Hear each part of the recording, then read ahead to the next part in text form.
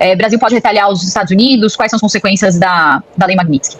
Não, o Brasil não tem como retaliar, né? A lei é aplicada pelo Departamento de Tesouro, é uma lei própria dos Estados Unidos, ela foi criada em 2012, porque em 2009 o Sergei Magnitsky, que era um advogado russo, foi morto pelo regime russo, e aí começou a haver um lobby dentro dos Estados Unidos para criar uma lei para condenar, para punir os oligarcas russos. E isso foi no governo Obama. Em 2016 é que essa lei se transforma num ato global. Inclusive o William Browder, que foi um dos ativistas, ele era cliente desse advogado, do Magnitsky, ele inclusive é a público dizer que ele considera que essa lei não deveria ser aplicada ao Alexandre de Moraes, porque ela foi criada para punir pessoas que cometem crimes graves em grande escala contra direitos humanos. Há acusações de que o Alexandre de Moraes tenha deixado pessoas na prisão mesmo doentes, que acabaram falecendo, mas a lei também é aplicada para questões de corrupção em larga escala. Então, o Brasil não tem como retalhar na questão Magnitsky e não pretende retalhar também, pelo menos por enquanto, na questão comercial.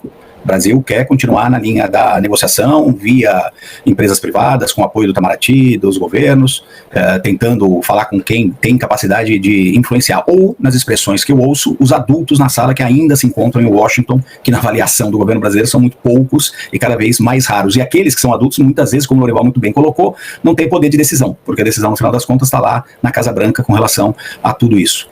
Me parece que essa posição do Alexandre de Moraes faz sentido, dele não tentar algum tipo de ação na justiça americana, porque ele sabe que isso em algum momento vai bater na Suprema Corte. A Suprema Corte americana é completamente conservadora, 6-3. Muita gente faz críticas, paralelas ali à Suprema Corte nos Estados Unidos, o envolvimento com o Trump, e a Suprema Corte no Brasil com o atual governo, mas ele não vai fazer este movimento, e a interpretação do governo brasileiro é uma interpretação de que esse uso dessa lei é completamente descabido e é um ataque à soberania do país, porque nós estamos falando de um juiz que está cumprindo ali a legislação do Brasil. Você pode dizer se ele foi muito duro ou não foi muito duro, mas você vai criticar um juiz porque ele é mais duro ou menos duro? Ele não, essa lei é utilizada para você tratar de políticos que assaltaram completamente o seu país, dos oligarcas russos, esse tipo de gente. Então, eventualmente, teria algum caminho pelas cortes internacionais, mas como o professor muito bem lembrou, o governo brasileiro teria que transformar isso numa questão de Estado, e o governo brasileiro, neste momento, não está querendo ampliar as discussões. Vocês viram aí nos últimos dias o presidente Lula, o ministro Haddad, várias autoridades brasileiras falando cada vez mais, em muitos casos com a imprensa internacional inclusive, e colocando muito clara e de uma forma altiva, eu diria, a questão da soberania do Brasil, mas sem tentar, nos últimos dias pelo menos, provocar os Estados Unidos. Então não acredito que a gente vai ter nenhum tipo de retaliação, seja jurídica ou seja comercial neste momento.